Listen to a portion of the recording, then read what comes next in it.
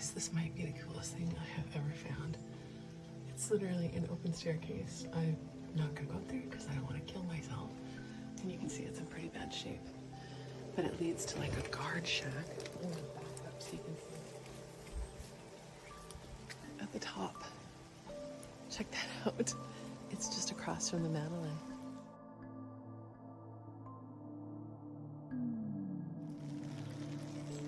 Okay, another of the coolest parts of getting to come back here is to getting to really examine things that I knew existed again at Faulty Road, but I didn't get to see up front, up close. This is the Madeline. This is the first time I've actually seen the Madeline up close. I've never walked it. It's an archaeological site. It's really pretty derelict at this point too.